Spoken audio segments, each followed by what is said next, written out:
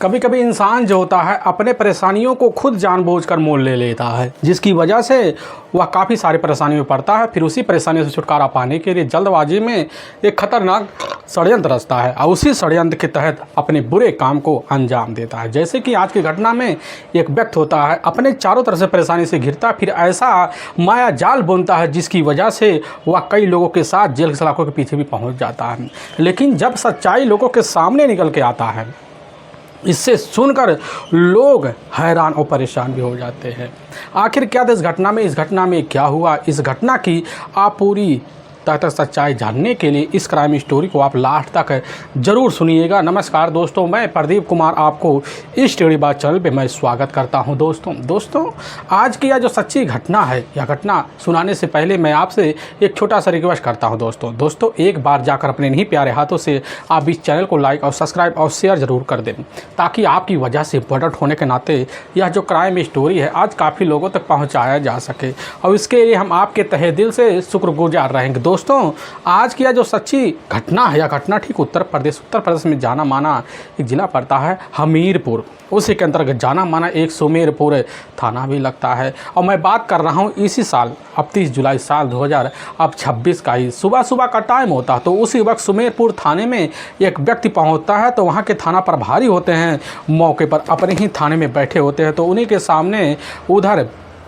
एक व्यक्ति हाँफते ढाँपते खड़ा होते हुए कहने लग जाता कि साहब हमारा नाम है अमर सिंह, और साहब हमारी अपनी पत्नी होती है रीता। साहब अपनी पत्नी को लेकर हम जो होता है अपने ही इलाके सुमेरपुर में जो होता है एक डॉक्टर के पास गए हुए थे, लेकिन लौटते वक्त जो होता है हमारी पत्नी के लघुशंका, जिसकी वजह से हम साहब थोड़ी दूर चले जाते, फिर हमारी पत्नी जो होती है वहाँ से नादारत हो जाती। हमें शंका है साहब वह किसी के साथ जो होता है अपनी दुनिया बसाने के लिए निकल चुकी है। साहब हमारी पत्नी का पता लगाइए, नहीं तो हमारे 4 बच्चे हमेशा के लिए अनाथ हो जाएंगे। यह बात जैसे ही वहाँ के थाना प्रभारी ठाकुर जी सुनते, उसी वक्त कहीं लग जाते कि ठीक है एक बार अपनी पत्नी का हमें फ़ोटो दे दो और साथ में अगर मोबाइल नंबर उसको दे दो।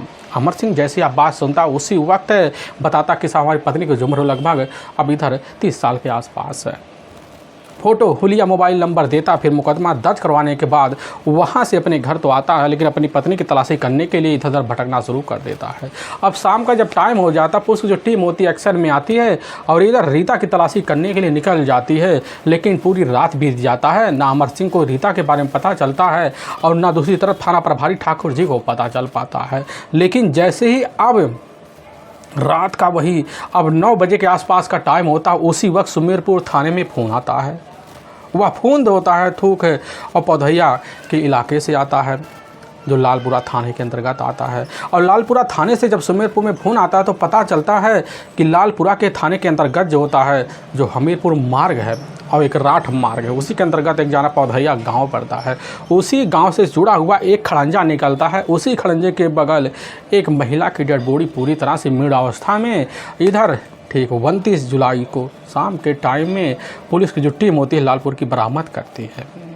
खून से लथपथ होता है। पुलिस की जो टीम होती है उस महिला की बॉडी को जब देखती पता लगता है कि इस महिला की जो मौत हुई है वह सड़क दुर्घटना की वजह से हुई है।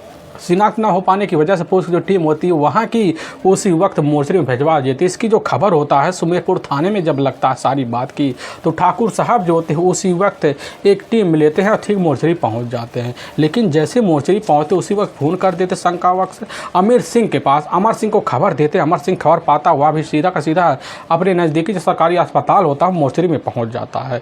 तो वहाँ डेड बॉडी को जैसे ही ठाकुर साहब थाना प्रभारी अमर सिंह को दिखाते हैं, अब वही रखा हुआ बॉडी को देखता वहीं दहाड़े मारकर अपनी पत्नी रीता का नाम लेते हुए अब चीख चिल्लाना शुरू कर देता है।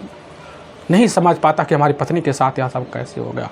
और पुलिस की जो टीम होती है उसी वक्त की जो सूचना होता है अब रीता के ही मायके वालों को भेजवा देती है। रीता गुप्ता के मायके वाले जैसी खबर पाते हैं तो उसी वक्त जो होता है मौके पर उसके जो अपने पिता होते हैं सर्वेश गुप्ता और उसकी अपनी माँ और उसके भाई जो होता है मोर्चरी पहुँचते हैं। लेकिन जैसे ही अपनी बेटी रीता की बॉडी को देखते उसी वक्त वह भी वही चीख चिल्लाना शुरू कर देते हैं। पुलिस की जो टीम होती है सारी बात बता देती है। लेकिन जैसे ही सर्वेश गुप्ता यह बात सुनते कहने लग जाते कि हमारी बेटी की जो मौत हुई है वह रोड एक्सीडेंटल की वजह से नहीं हुई है, बल्कि साहब उसकी जो मौत हुई है वह साफ तरीके से नहीं हुई है। बल्कि बेरहम तरीके से चालाकवश किसी हत्यारे ने उसे मिलकर सारे तरीके से उसकी हत्या की है। यह बात वहाँ के थाना इंस्पेक्टर भी सुनते हैं, लेकिन जैसे बॉडी के करीब जाते निरीक्षण करते देखते हैं कि आखिर जो होता शरीर पर कई जगह किसी गहरे गहरे घाव बने हुए चोट के निशान दिखाई दे रहे थे। पुलिस को भी यकीन होने लग जाता है कि यह एक्सीडेंटल के द्वारा जो होता इस तरह का घाव नहीं बनता। उनके मन में शंका, जिसकी वजह से उसी वक्त काफ़ी डॉक्टरों की निगरानी में वही बॉडी का अब पोस्टमार्टम किया जाता है। लेकिन जब रिपोर्ट निकल के जब पता चलता है कि आखिर शरीर पर कई जगह गहरे गहरे चोट के निशान होते हैं, तोड़ मोड़ के निशान होते हैं, गले की हड्डियाँ भी टूटी होती है।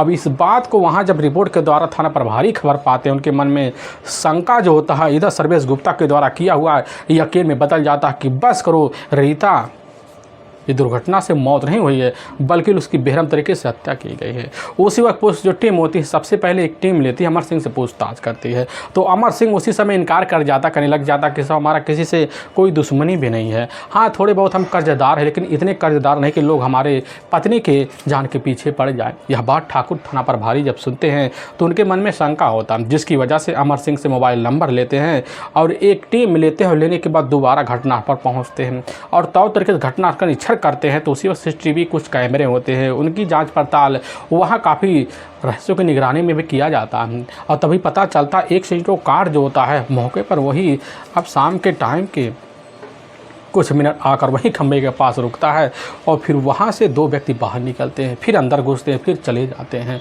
और पुलिस की टीम का उसी वक्त शंका जाकर उसी सेंट्रो कार पे चला। जिसके बाद पुलिस की टीम उस सेंट्रो कार के बारे में जानकारी जब लेती है तो पता चलता है वह सेंट्रो कार जो होता है किसी इधर गुप्ता के नाम से रजिस्टर है। पुलिस की जो टीम होती है पता चलता है कि आखिर जो होता है वह कार का मालिक का अपना जो बेटा होता है पुष्पेंद्र सोनी होता है। पुष्पेंद्र सोनी जो होता है उसका अमर सिंह का करीबी दोस्त होता है। पुलिस का शंका और बढ़ जाता है, इसीलिए पुलिस की टीम जो होती है अब सर्विलांस की मदद से घटना पर मौके पर मौजूद अब 29 जुलाई के रात के वक्त लोकेशन देखती है। तो पता चलता उस लोकेशन पे जो था पुष्पेंद्र सोनी और साथ में अमर सिंह और साथ में अमित गुप्ता को लोकेशन एक्टिवेट होता है और पुलिस की जो टीम होती है सारे बारे में जानकारी लेती है। तो पता चलता कि आखिर आए दिन घर में जो होते झगड़े तकरार हुआ करते थे इधर रीता अमर सिंह के बीच और शंका अमर सिंह के ऊपर चला जाता है। इसीलिए पुलिस की जो टीम होती है एक टीम रहती है पुष्पेंद्र की तलाशी करने के लिए और निकल जाती है और निकलने के बाद पुष्पेंद्र सिंह की आता पता मिल जाता मुखबिर के द्वारा जो सरददा हाँ जब वहीं पास एक इलाका होता है, उसी इलाके में पुष्पेंद्र और उसके अपने करीबी दोस्त अमित गुप्ता को पुलिस की टीम अपने कस्टडी में लेकर थाने पहुंच जाती है। अब जैसे रीता के इधर हत्या के हमें पूछताछ किया जाता तो कहने लग जाते कि साहब रीता की जो मौत है दुर्घटना से नहीं हुई है बल्कि उसकी बेरहम तरीके से हत्या हमारे ही कारों के द्वारा की गई है और उसमें शामिल अमर सिंह का नाम भी है। पुलिस की जो टीम होती है उसी वक्त एक टीम लेकर अमर सिंह के पास पहुँचती है, उसको अपने कस्टडी में लेती है। पता चलता अमर सिंह की रीता इधर तीसरी पत्नी होती है, लेकिन जो कारण जो सच्चाई निकल के आता है उसे सुनकर हर किसी को अपने कानों पर कतई यकीन नहीं होता कि एक व्यक्ति अपनी परेशानी को दूर करने के लिए क्या ऐसा साथीन तरीके से अपने प्लान को अंजाम दे सकता है। असल में उत्तर प्रदेश का जाना माना जो हमीरपुर जिला पड़ता है उसी के अंतर्गत मोदहा एक थाना पड़ता है, उसी के अंतर्गत जाना माना बमरौली एक गाँव पड़ता है। अब उसी गाँव का ही रहने वाला अमर सिंह होता है। उसके अपने पिता होते हैं दीपक ठाकुर। उनके परिवार में सिर्फ उनका अपना एक इकलौता ही बेटा होता है। मौके पर इधर अपने बेटे को जब देखते हैं तो तरीके से हमारा बेटा पढ़ाई लिखाई करने के बाद बेरोजगार होकर निठल्ले की तरह अपने यार दोस्त के साथ बराबर घूम फिर रहा है, तो शादी दहेज को देखकर उसी वक्त उसके पिता उसकी शादी जाकर तौर तरीके से कमलेश नाम युवती से करा देते हैं। कमलेश नाम युवती से जब होने के बाद कुछ दिन अपनी ज़िंदगी खूबसूरत तरीके से तो बिताता है, लेकिन वह बेरोजगारी की वजह से घर में सारे शौक कमलेश का ना पूरा कर पाता है, जिसकी वजह से आए दिन घर में अब कला हो जाता, क्योंकि आवारापन निठल्ला देखकर उसकी जो अपनी पत्नी होती है कमलेश हर वक्त उससे पैसे की मांग करती है, जिसकी वजह से घर में झगड़े तकरार बढ़ते हैं। लेकिन अचानक कमलेश की तबीयत इतनी ख़राब हो जाती है जिसकी वजह से इस दुनिया को छोड़ के चली जाती है। और इधर अमर सिंह जो होता है पत्नी की अब जो होता है मौत की वजह से काफ़ी टूट जाता, अपने आप को आवारापन में तब्दील कर लेता है और घूमना फिरना जब चालू कर देता है तो उसके पिता उसके ऊपर बार बार दबाव मारते हैं और दबाव की वजह से नौकरी की तलाशी करता, काफ़ी मेहनत करने के बाद जो होता है सुमेरपुर इलाके में जाता। वहाँ के रहने वाले पुष्पेंद्र सोनी होते हैं, उनका खुद का अपने एक ज्वेलरी का दुकान होता है। उसी पे जाकर नौकरी के लिए उनके पास जब पहुँचता तो उसी वक्त हितैषी होने के नाते अब अमर सिंह को अपने ही दुकान पर रख ले, जिसकी वजह से उनके साथ सहयोगी बन जाता है। धीरे धीरे सहयोगी बनता तो उसी वक्त वह फैसला लेता है गांव से आने से अच्छा कि यहीं कमरा ले लिया जाए, और तभी जो होता है सुमेरपुर में जाकर एक कमरे का किराया लेता, फिर वहीं रहना शुरू कर देता है, जिसकी वजह से पुष्पेंद्र को बड़ा अच्छा लगता है। तौ तरीके से जिम्मेदार देखकर उसके जेब खर्चे भी देना शुरू कर देते हैं। लेकिन इसी बीच पुष्पेंद्र और अमर सिंह दोनों गहरे दोस्त बन जाते हैं, जिसकी वजह से साथ उठका बैठकर यहाँ तक दोनों का पार्टी भी जमना शुरू हो जाता है। लेकिन अब पार्टी के लिए ज़्यादा ज़्यादा पैसे जो होता है अमर सिंह अपने जेब से खर्च करना शुरू कर देता है, जिसकी वजह से आधा से ज़्यादा सैलरी होता है शराब पार्टी में उड़ा दिया करता था। परिवार वाले जब पैसे मांगते उसी बात को लेकर घर में खुन्नस खाए बैठता और शाम को लौटता घर वालों को भी दूर तोड़ा उल्टा सीधा काफ़ी सारे बात भी सुना देता, जिसकी वजह से घर वाले हर वक्त दबाव मारते थे आप घर मत आइए। यह बात जो होता है अमर को अच्छा लगा, जिसकी वजह से अमर सिंह अपने घर वाले से नाता था। तभी पुष्पेंद्र जो होते हैं अपने ही एक रिश्तेदार की बेटी उन्हीं के साथ जाकर अमर सिंह की शादी करवा देते हैं। अमर सिंह अपनी पत्नी को जब पाता उसके साथ भी काफ़ी महीने जब रहता है तो अमर सिंह की जो अपनी पत्नी होती है उसके सारी सच्चाई को जान लेती है कि अमर सिंह का एक अपना नशेड़ी आदत बन चुका है, जिसकी वजह से घर में जो होता है वो जो महिला होती है ऊब सा जाती है, घर में झगड़ा करती है और इधर जो होता है खर्चे ना मिल पाने की वजह से वह भी किनारा कसना शुरू कर देती, फिर फैसला लेती, हमेशा के लिए अपने मायके चली जाती है। अमर सिंह बार बार दबाव मारता है लेकिन दोबारा दूसरी पत्नी जो होती है अब ससुराल आने के लिए तैयार नहीं होती है। पूरी ज़िंदगी से ऊबते हुए बेरोजगारी निठल्लापन दिखाते हुए अमर सिंह जो होता है शराब के नशे में हर वक्त डूबना शुरू कर देता है और तभी जो होता है फैसला लेता है कि अपनी ज़िंदगी शुरू करने के लिए हमें अब तीसरी जीवन साथी तो बनाना पड़ेगा। इसके लिए अब इलाके यानी कानपुर शहर में ज़्यादा आना जाना लगा देता है और तभी साल 2002 में उसकी मुलाकात जो होता है अब ठीक जाकर अब रीता से हो जाता है। रीता का भी अपना परिवार होता है, उसके परिवार में टोटल 2 बच्चे होते हैं, लेकिन उसका जो अपना पति होता है ठीक मैनपुरी के जो सजीव पड़ता है वही का रहने वाला होता है। अपने ससुराल में खुश होती है लेकिन काफ़ी साल बीतने के बाद उसका जो पति होता है एक्सीडेंटल की वजह से इस दुनिया को छोड़ के चला जाता है और 4 बच्चों की जिम्मेदारी की वजह से इतनी परेशान हो जाती है कि अपने 4 बच्चों को अपने पापा के पास छोड़ती है, फिर वहाँ कानपुर आती है, फिर वहीं नौकरी अब करना शुरू कर देती है। जब नौकरी करने लग जाती तो ही उसकी जो मुलाकात होता है कर अमर सिंह से हो जाता है। अमर सिंह पहली ही नज़र में जब देखता है इधर अब रीता को पहली नज़र में दीवाना सा हो जाता है। दोनों एक दूसरे से पहचान बनाते हैं और आना जाना भी लगा देते हैं, लेकिन इधर अमर सिंह अपनी दोनों शादियों के बारे में कभी जो होता है अब रीता के सामने खुलासा नहीं करता है। रीता जान पाती है कि अमर सिंह बहुत ही अच्छा लड़का है, नेक दिल वाला है, क्योंकि उसी के मुँह से सारी बखाने सुना करती थी, जिसकी वजह से बड़ी जल्दी जो होता है अब रीता उसकी बातों में आ जाती है। लेकिन यह बात कभी अपने घर परिवार वालों को नहीं बताती थी, क्योंकि उसके जो पिता होते हैं वह नहीं चाहते थे कि हमारी जो बेटी होती है हमारे बिन मर्जी के शादी करे। लेकिन बड़ी जल्दी जो होता है दोनों के बीच वादे होते हैं शादी के और दोनों को पीना चालू कर देते हैं, क्योंकि रीता समझती है कि 4 बच्चों की जिम्मेदारी अकेली बस की बात नहीं, जिसकी वजह से रीता अब इधर अमर सिंह के साथ ज़िंदगी बिताने का फैसला तक ले लेती है। और फिर 2.5 साल पहले जो होता है रीता तो तरीके से कानपुर इलाके में जाकर सामाजिक मंदिर में आप शादी कर लेती है। वह अपने पिता से बिन बताए शादी करने के बाद इधर खुद फैसला लेती है और फिर सुमेरपुर ही जो किराए का कमरा होता है अमर सिंह का, फिर वहीं आकर उसके साथ रहने लग जाती है।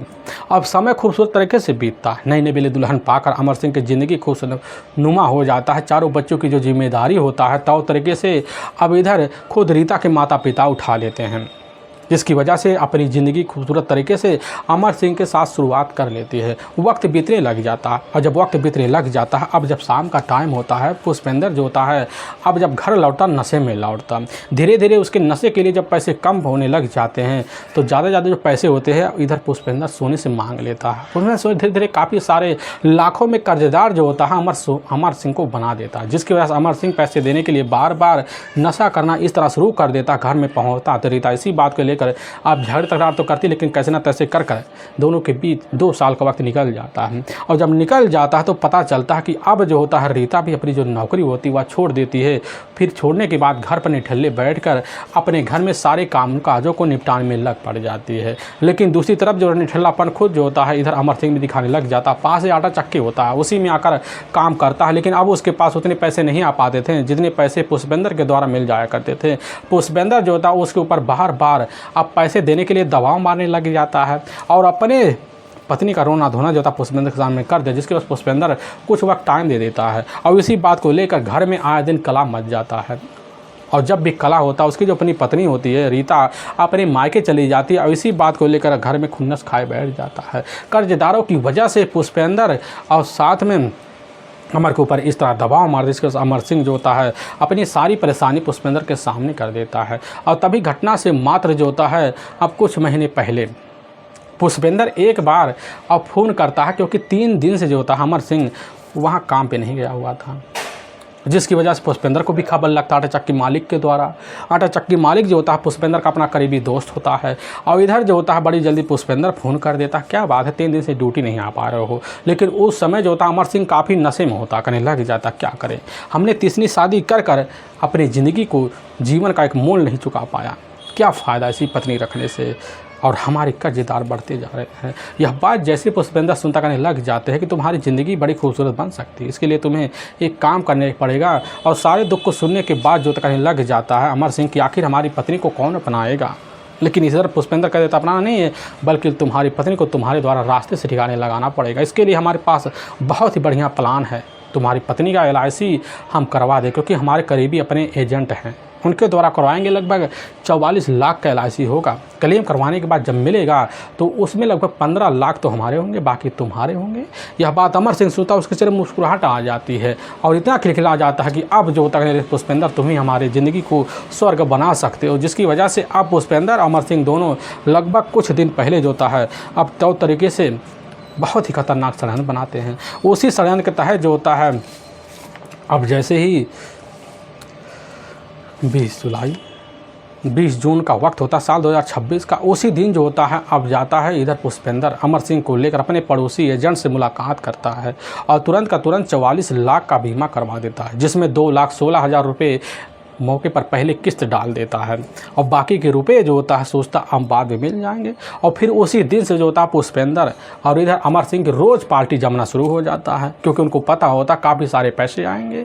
और इधर पार्टी की वजह से अब घर जब पहुंचता तो अमर सिंह का जो व्यवहार अपनी पत्नी का काफ़ी मीठी मीठी हो जाता, लेकिन उसकी जो अपनी पत्नी होती है तब भी उसको भाव नहीं थी कि हमारे नाम LIC करा रखा है। लेकिन इसी बीच जो होता है अब प्लान को कामयाब करने के लिए लग पड़ जाता है, मौके की तलाश में बैठा रहता है। लेकिन अब मौका तब मिलता है जैसे 29 जुलाई साल 2026 का वक्त होता है। अब जैसे 7 बजे के आसपास का टाइम, उसी वक्त अपनी पत्नी इधर रीता से बड़े प्यारे लफ्ज़ों में कह देता है कि हमारे पेट में बड़ी तेज़ से दर्द हो रहा है, इस दर्द को हम नहीं समझ पा रहे हैं और चलो हमारे साथ डॉक्टर के पास थोड़ा साथ दे देना। उसकी पत्नी जो होती है पत्नी होने के नाते राज़ी हो जाती है और फिर जो होता है उसी के साथ अब निकल पड़ती है। लेकिन जैसे निकलती तो उसी वक्त जो होता है अमर सिंह फ़ोन कर देता पुष्पेंद्र के पास। पुष्पेंद्र समझ जाता हमें कैसे और क्या करना है ताकि क्लेम पैसे बड़ी जल्दी मिल जाए, जिसके बाद प्लान बनाता है और फिर अपने करीबी दोस्त अमित गुप्ता और एक करीबी दोस्त सुरेंद्र को अपने साथ लेता है, फिर अपने ही कार सेंटर में बैठाता, फिर निकल पड़ता है। और जैसे निकलता तो उसी वक्त कार चलाते चलाते पहुंच जाता सीधा का सीधा। अब जैसे ही जो राट हमीरपुर मार्ग होता है वहीं खड़ा होता है, तभी दूसरी तरफ से आप साइकिल बैठा कर अमर सिंह अपनी पत्नी रीता को लेकर पहुंचते। गन्ने का खेत होता उसी के बगल खड़ा होता, लघुशंका बताकर उतरता, फिर थोड़ी दूर चला जाता है। वहाँ रीता चारों तरफ रखती, लेकिन तब तक पुष्पेंद्र कार में बैठे हुए 3 लोग को लेकर वहाँ पहुँचता, बड़ी तेज़ से पीछे से टक्कर मारता है। रीता बड़ी तेज़ चलती है, फिर उसी के ऊपर एक के बाद एक दाएँ तरफ कार करके कर देता, जिसकी वजह से रीता पूरी तरह से हमेशा के लिए मौत की नींद में सो जाती है। अब देख के ही लगता कि बस करो, रीता की किसी भारी वाहन ने जोरदार टक्कर मारी जिसके उसकी मौत हुई है।